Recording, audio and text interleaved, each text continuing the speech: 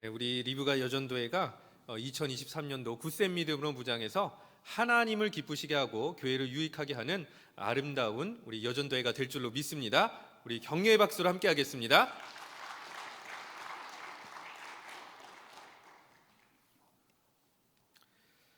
이제 제19회 특별 새벽 기도회 대장정이 내일이면 마무리가 됩니다.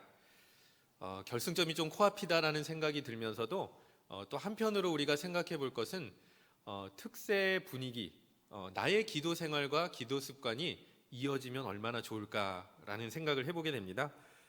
바라기는 특별 새벽 기도회를 완주하는 것에서 멈추시지 마시고 이 특별 새벽 기도회를 계기로 여러분들의 기도 생활이 다시 불꽃처럼 일어나 기도의 용사로 살아갈 수 있는 우리 성도님들 되시기를 축원합니다. 오늘 본문 말씀의 제목은 작은 증거와 위대한 역사이지만 제가 사실은 앞쪽에 제목을 하나를 더 넣으려고 했다가 너무 긴 것 같아서 빠뜨린 게 있습니다. 사실은 믿음의 증거, 그리고 믿음의 기도, 작은 증거, 위대한 역사라는 세 가지로 사실은 제목을 구성해 보려고 했는데 오늘 본문의 주인공인 엘리야를 통해서 믿음의 기도와 하나님의 증거와 위대한 역사, 기적이라고 하는 것이 어떠한 상관관계가 있는지를 여러분들과 함께 나누어 보려고 합니다. 엘리야가 죽은 다음에 수백여 년이 지난 다음 예수님 시대에 있었던 일이었습니다. 예수님께서 제자들에게 질문 하나를 던지셨을 때 그 질문의 내용은 이랬습니다. 이 세상 사람들이 나를 보고 누구라고 하느냐라는 질문을 던진 적이 있었습니다. 다시 얘기해서 세간의 평가를 제자들을 통해서 한번 들어보시고자 하셨던 것입니다. 그랬을 때 제자들이 손을 들면서 이렇게 저렇게 이야기를 했는데 복음서에서 공통적으로 예수님이 누구를 닮은 것 같습니다, 누구와 환생한 것 같습니다 라고 이야기했던 인물이 바로 오늘 본문의 주인공인 엘리야라고 하는 사람입니다. 그러니까 엘리야가 활동했던 시대하고 예수님께서 사역했던 시대가 굉장히 많은 시간 차가 있는데도 불구하고 예수님께서 말씀을 가르치시거나 기적을 베푸셨을 때 그 장면을 목격했던 많은 사람들이 예수님의 모습을 보고 누구를 연상을 했냐면 엘리야라고 하는 사람을 연상했다라는 거죠. 그러니까 다시 얘기하면 예수님과 엘리야는 어느 정도 공통점이 있었다라고 하는 것을 우리가 알 수가 있는 것입니다. 자, 그러면 어떤 공통점이 있었느냐? 기적이라는 한 단어로 우리가 확인해 볼 수 있는 것이죠. 예수님도 많은 기적을 행하셨지만 예수님 수백 년 전에 엘리야가 활동했을 때도 정말 엘리야 시대에 만만치 않은 정말 놀라운 기적들을 엘리야의 손을 통해서 하나님의 역사, 하나님의 기적이 베풀어졌다라고 하는 것을 얼마나 이것이 임팩트가 강하고 인상이 깊었는지 수백 년 동안 계속해서 구두전승이 되어서 예수님이 기적을 베푸시는 모습을 보더니 엘리야의 환생이다라고 이야기할 정도로 엘리야라고 하는 사람이 이스라엘 역사에 가지는 의미가 굉장히 컸다라고 하는 것이죠. 자, 그러면 엘리야, 기적의 선지자라고 별명을 붙여도 부족함이 없는 사람인데, 그럼 과연 이 엘리야, 기적의 선지자인 엘리야의 기적의 근원이 무엇이었느냐라고 하는 것입니다. 그런데 우리는 엘리야와 관련된 본문을 여러 번 읽어보면은 파악해 볼 수가 있습니다.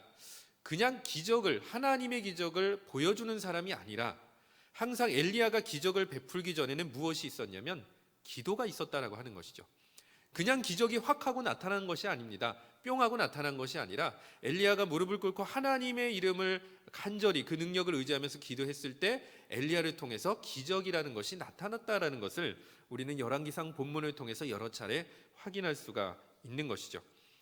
그러니까 엘리야는 기적의 선지자이기 이전에 기도하는 선지자였다.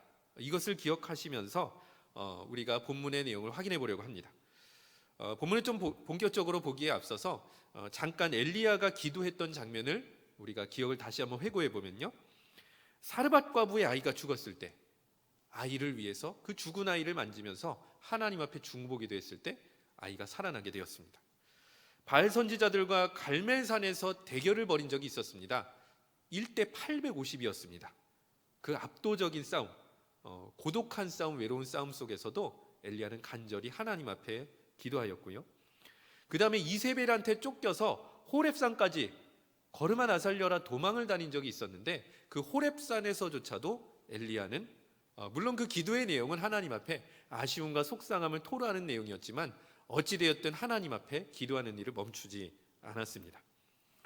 다시 얘기해서 엘리야가 기도할 때마다 하나님께서 놀라운 역사를 일으켜주셨다. 근데 비단 이것은 엘리야에게 해당되는 말뿐만 아닙니다. 많은 믿음의 사람들이 기도를 하는 가운데 하나님의 역사를 경험했다. 역사가 증거하고 있는 것입니다. 예를 들어서 허드슨 테일러 선교사님이라는 분이 계십니다.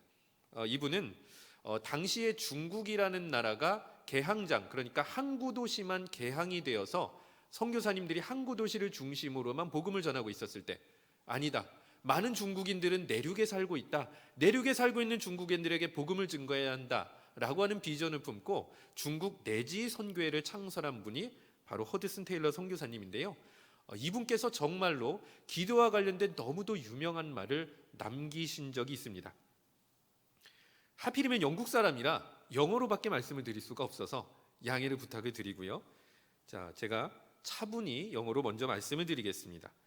When we work, we work. When we pray, 누가 일하시죠? God work. 우리가 일하면 그냥 우리가 일하는 거지만 우리가 기도하는 것이면 하나님께서 일하신다는 것인데요. 조금 더 번역해서 한번 같이 읽어보도록 하겠습니다. 화면을 띄워주시기 바랍니다. 자, 뒤에요. 함께 읽어보겠습니다. 우리가 기도하면 하나님이 일하십니다. 한 번 더 읽어보겠습니다. 우리가 기도하면 하나님이 일하십니다. 아멘. 자, 우리가 기도하면 누가 일하십니까? 하나님께서 일하시는 줄로 믿습니다. 기적이 있기 전에 기도가 있다라는 것, 이것이 여러분들이 오늘 이 말씀을 듣고 난 다음에 가슴속에 품고 집으로 돌아가실 때 반드시 기억해야 될 내용일 것입니다. 기적이 있기 전에 기도가 있어야 된다라고 하는 것입니다. 기도하는 선지자 엘리야가 오늘 본문을 통해서 우리에게 주는 두 가지 메시지를 이제부터 여러분들과 나누고자 합니다. 첫 번째 메시지는요, 위대한 역사라고 하는 것은 믿음으로 드린 기도에서 시작된다라고 하는 것입니다. 우리 본문 41절의 말씀인데요, 41절 말씀 한 목소리로 읽겠습니다. 엘리야가 아합에게 이르되 올라가서 먹고 마시소서, 큰 빗소리가 있나이다. 자, 우리가 본문에서 주목할 단어가 있는데 큰 빗소리가 있다라고 하는 것인데요, 당시 상황을 조금 설명드리면서 이 큰 빗소리가 얼마나 엉뚱한 말이었는지를 우리가 한번 알아보도록 하겠습니다. 이 바로 직전의 본문은 이렇습니다. 바알과 아세라를 섬기는, 아스라롯 여신을 섬기는 선지자들이 850명이 갈멜산에서 일종의 영적 기도 배틀을 뜨는 상황이었습니다. 물론 엘리야 편은 없었습니다. 홀로 850명을 상대하는 상황이었습니다. 그래서 싸움의 테마는 이것이었습니다. 서로가 섬기는 신에게 기도하자. 누가 응답하는지를 이 자리에서 명명백백히 밝혀보자라고 하는 것이었습니다. 물론 우리가 잘 아는 것처럼 바알과 아세라 선지자들, 이 선지자들은 자해도 하고 별의별 짓을 다 했지만 당연히 아무런 응답도 없었습니다.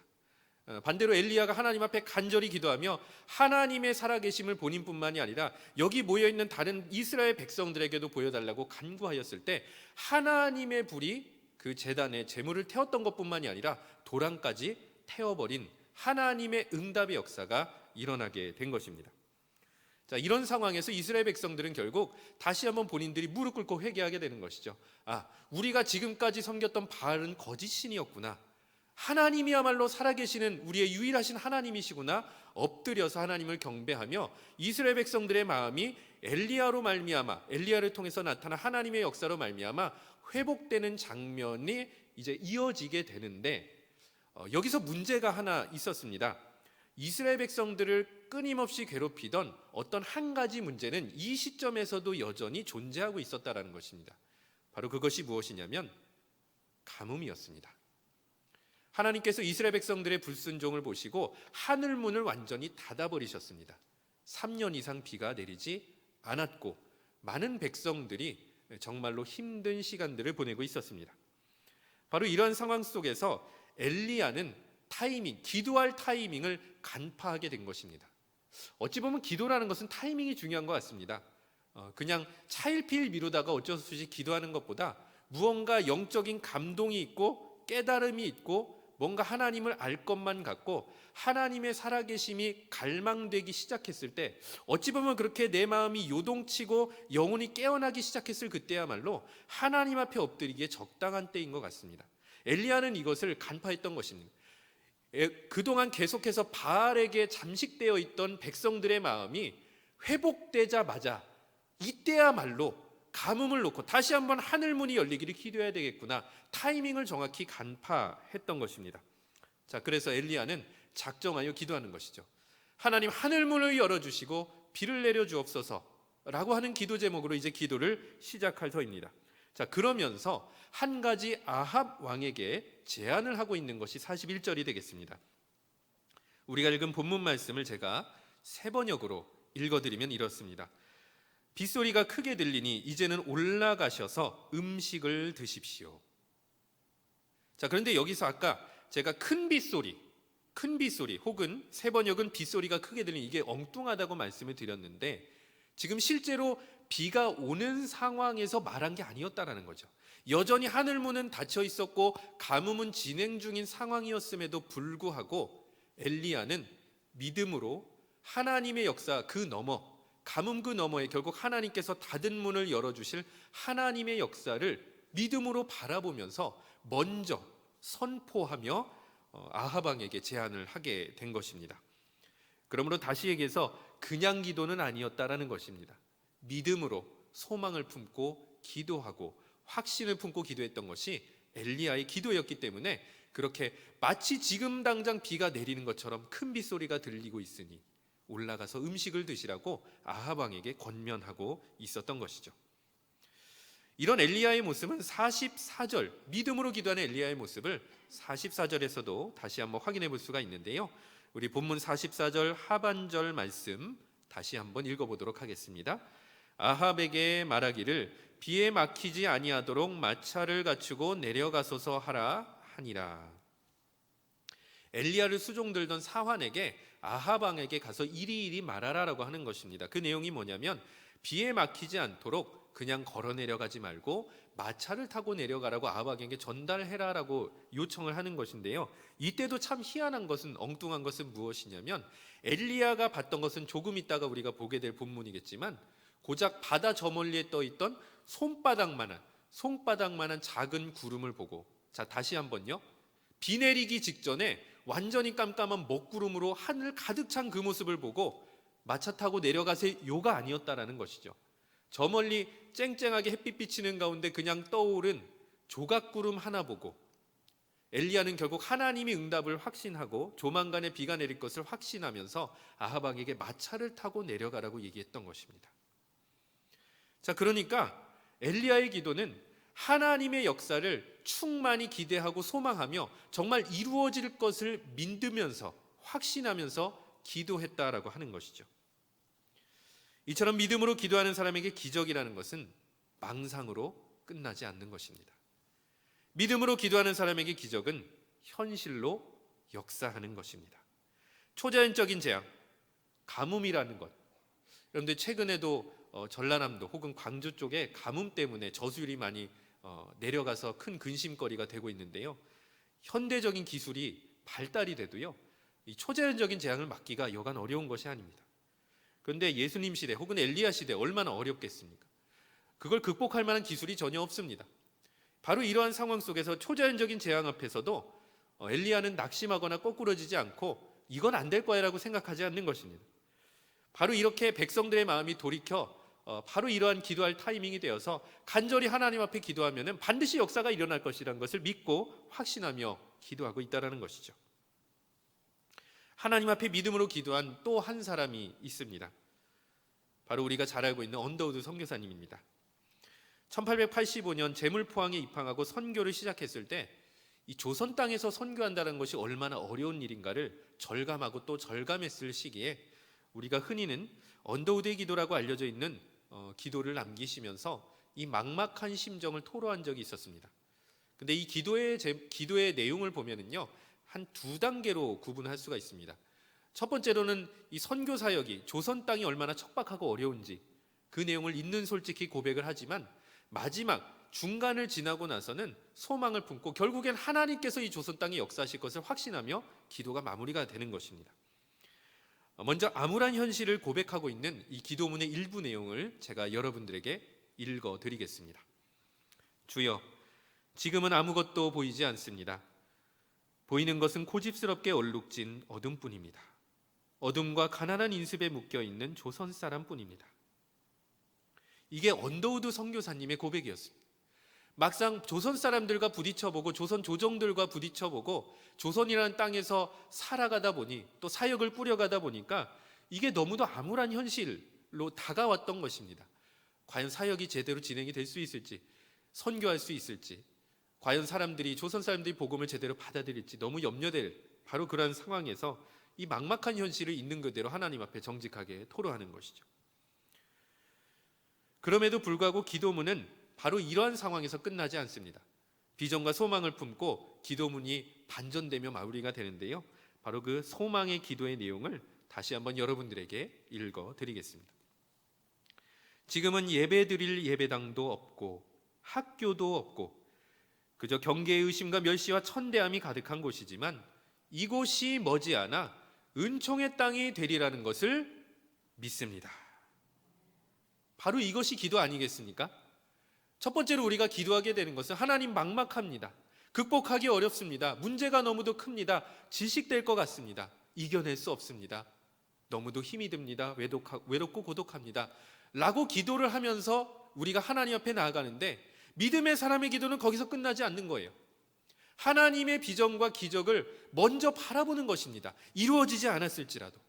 학교도 없고 예배드릴 예배당도 없지만 멸시와 천대함이 가득하지만 하나님께서 은총의 땅으로 역사해 주실 줄로 믿고 기도했던 언더우드 선교사님처럼 우리도 하나님 앞에 나와 기도할 때 설령 우리가 기도에 시작할 때는 절망과 암울함을 토로할지라도 마지막에는 비전과 희망을 품고 믿음으로 기도할 때 하나님께서 기적의 역사로 응답해 주실 줄로 믿습니다.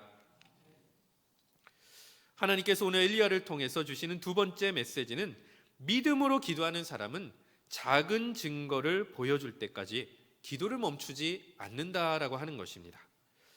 오늘 이 본문 42절부터 43절까지의 말씀이 되겠는데요. 우리가 한 목소리로 읽어보겠습니다. 42절과 43절 말씀입니다. 아합이 먹고 마시러 올라가니라. 엘리야가 갈멜산 꼭대기로 올라가서 땅에 꿇어 엎드려 그의 얼굴을 무릎 사이에 놓고 그의 사환에게 이르되 올라가 바다 쪽을 바라보라. 그가 올라가 바라보고 말하되 아무것도 없나이다. 이르되 7번까지 다시 가라. 아합이 엘리야의 권유를 듣고 음식을 먹으러 갈멜산을 올라갔습니다.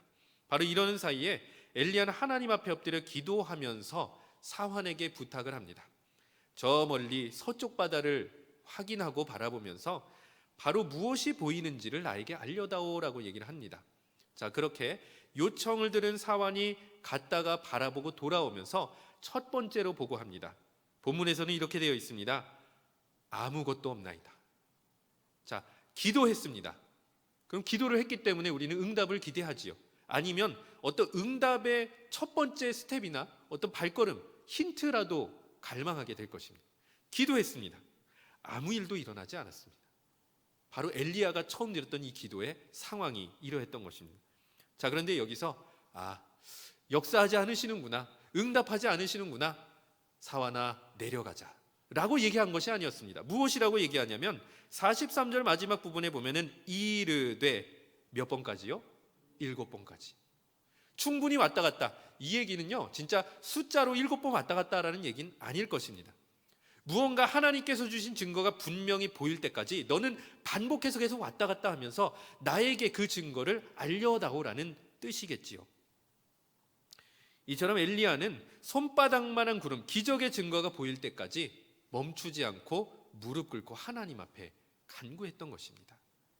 믿음의 사람의 기도가 이러한 것입니다. 멈추지 않는 것이죠. 하나님의 증거, 내가 바라는 만큼의 응답이 없을지라도 하나님께서 내 기도를 들어주시고 역사하신다는 작은 증거라도 보일 때까지 그 기도는 멈추지 않았다라고 하는 것입니다. 이런 점에서 보면 기도라고 하는 것은 지구력이 중요한 것일 수도 있습니다. 한 가지 예화를 들려드리겠습니다. 국내 최고의 이공계 대학인 카이스트 박사 출신이시면서 교육업계에서 상당한 인지도를 쌓고 계신, 그리고 최근에 많이 간증을 하시는 차기령 대표님이 계십니다. 차 대표가 쓴 책 중에서 제목이 자녀의 꿈을 돕는 부모의 기도라는 책을 출간을 하신 적이 있는데요. 이 책의 배경이 되는 간증의 이야기를 짤막하게 소개해 드리려고 합니다. 대체로 한 줄로 요약하면 이런 것입니다. 기도, 중보 기도가 빵꾸가 났을 때 본인 인생이 얼마나 어려웠느냐, 바로 이런 얘기를 하신 적이 있었던 것입니다. 차 대표 입장에서 본인의 신앙의 선배 혹은 이제 신앙의 모델은 첫 번째로 할머니였고요, 두 번째로 아버지였는데 공통점이 있었습니다. 기도를 정말 열심히 하셨다라고 합니다. 특별히 할머니 같은 경우는 중보기도, 교회에 나가서 늘 새벽에 중보기도 하시고 기도를 끝나면 늘 출근길에 오가는 사람들을 전도하는 아주 모범적인 그리스도인이었다고 합니다. 그러면서 손자한테 어렸을 때부터 말씀하시기를, 할미가 돈은 없지만 널 위해서 기도는 매일 해줄게, 기도 제목 줘봐. 습관적으로 그렇게 물어보셨다라고 합니다. 그리고 차 대표의 아버지도 훌륭한 신앙인으로 늘 기도 생활을 강조하고 본인이 힘써서 그런 기도하는 모범을 보이신 분이셨다고 합니다. 그러면서 차 대표는 기독교 집안 안에서 기도의 힘을 얻고 양육을 얻고 승승장구하기 시작했고요. 교육 사업이 굉장히 잘 됐다라고 합니다. 그러다가 갑자기 사업도, 본인의 인생도 흔들리는 타이밍이 시작이 되었는데, 정확하게 그 시점을 무엇이라고 얘기하셨냐면, 할머니와 아버지가 별세하신 다음부터 무언가 잘 안 풀리기 시작하더라는 것이죠. 근데 시간이 지나서야 그 궁극적인 원인이 무엇이었는지를 확인할 수 있었다라고 합니다. 바로 중보기도에 늘 본인을 위해서 기도하던 그 중보기도에 구멍과 누수가 생겼기 때문이라는 것이죠. 왜냐하면 차 대표는 본인은 그렇게 기도의 은덕을 입었으나 기도 생활이 습관화가 된 사람은 아니었다라고 합니다. 워낙에 이제 일에 워크홀릭이라고 얘기할 정도로 워낙에 일을 열심히 하셨고요. 하루에 기도 시간이 한 3분에서 5분 정도. 그러니까 우리가 흔히 얘기하는 아침 일어나서 잠깐 기도, 자기 전에 잠깐 기도, 식기도 3번 정도. 이것이 기도 생활의 전부였던 것이죠. 그렇게 몸과 마음이 점점 지쳐가고 사업도 다운이 되고 본인도 다운이 되어가는 그러한 상황에서 무언가 돌파구도 마련되지 않았던 상황에 섬기던 교회에서 갑작스런 희소식이 들려오기 시작하는 것입니다. 섬기시는 전도사님 한 분과 또 권사님 한 분이 이 차 대표의 상황을 알고 이렇게 제안을 했던 것이죠. 매일 아침 7시에 각자의 자리에서 서로를 위해서 중보기도 합시다. 처음에는 이 제안을 거부했다라고 합니다. 일단 본인은 이제 견딜 수 있고 나는 해낼 수 있다라는 생각, 다시 회복될 수 있다는 생각이 강했기 때문이라고 하는데요. 그런데 점점 더 뭔가 돌파구를 마련하지 않게 되자 좀 작정하는 마음으로 제안을 받아들였다고 합니다. 그러고 나서 차 대표가 이야기하기를 한 100일째 되던 쯤에 고비가 있었다라고 합니다. 왜냐하면 100일 동안 1시간씩 기도했으니까 몇 시간이죠? 100시간 정도 기도하면 뭔가 이게 바뀌어야 되는 거 아닙니까? 그런데 아무런 뭔가 변화의 증거, 본인이라든지 주변의 변화의 증거가 확인되지가 않아서 답답해가지고 그냥 멈추고 여기서 그냥 내가 해봐야겠다라고 마음을 먹었는데, 특별히 또 전도사님과 권사님의 간곡한 부탁으로 계속해서 기도 생활을 할 수 있었다라고 합니다. 그리고 6개월이 지나면서 무언가 징조가 보이기 시작했고, 1년이 지나면서 사업장의 형편도 변화가 되기 시작하고 회복이 되기 시작하고 본인의 신앙생활이나 가정생활도 점점 더 회복되었더라라고 하는 이야기를 간증을 한 적을 들은 적이 있습니다. 다시 한번 본문의 말씀을 보도록 하겠습니다. 44절 전반절 말씀이 되겠습니다. 우리 한 목소리를 읽어보겠습니다. 7번째에 이르러는 그가 말하되 바다에서 사람의 손만한 작은 구름이 일어나나이다. 첫 번째도 두 번째도 세 번째도 아니었고 7번째 반복해서 갔을 때 비로소 그때의 증거를 발견했는데, 하늘을 가득 메운 먹구름이 아니라 그냥 하늘 속에 떠 있는 손바닥만한 작은 구름이었음에도 불구하고 저것이 하나님의 역사구나, 하나님이 나의 기도에 응답해 주셨구나. 그리고 바로 그 구름으로부터 큰 비가 내리기 시작한 게 바로 가뭄이 시작된 지 3년 뒤에 이르렀다라고 하는 것이죠. 여러분들, 아무래도 특별 새벽기도에 참석하셨다면 평소보다도 더 특별한 은혜, 평소보다도 더 특별한 증거, 평소보다도 더 특별한 응답을 바라셨을 것 같습니다. 그런데 어쩌면 우리는 지난 3일 동안, 아니 지금까지 기도해왔던 모든 기도 제목 중에 오늘이나 어제나 혹은 내일이라도 특별한 응답이나 증거를 정확하게 받지 못할 수도 있습니다. 그러나 그럴지라도 여러분들의 기도는 멈추지 않았으면 좋겠습니다. 왜냐하면 기도 응답은 기도를 큰 목소리로 한 사람의 것도 아니고 기도를 많이 한 사람의 것도 아니고 포기하지 않고 믿음으로 기도하는 사람의 것이기 때문입니다. 말씀의 결론입니다. 오늘 설교의 제목은 작은 증거 위대한 역사입니다. 암울한 시대일수록 작은 것에서부터 희망이 필요합니다. 엘리야는 큰 비의 증거를 하늘을 가득 메운 먹구름에서 찾았던 것이 아니었습니다. 서쪽 하늘에 떠오른 손바닥만한 작은 구름에서 하나님의 살아계심을 확신하고 기도 응답을 확신했던 엘리야, 바로 이 작은 증거라도 보기 위해서 하나님의 거룩하신 이름 앞에 기꺼이 엎드렸던 엘리야와 같은 믿음으로 기도할 수 있는 성도님들 되시기를 축원합니다. 위대한 역사는 늘 작은 사건이나 작은 변화에서 시작됩니다. 여러분들이 특세기간이나 아니면 기도하는 생활하는 가운데 여러분들의 환경이나 육신이나 혹은 마음이나 생각이나 생활 패턴에 작은 변화의 조짐이 보이셨다면 아멘으로 받으시기 바랍니다. 바로 그 변화가 상상도 못할 기적의 출발점이 될 줄로 믿습니다. 하나님의 위대한 역사를 사모하며 2023년 한 해를 포기하지 않고 끝까지 기도하는 우리 성도님들 되시기를 축원합니다.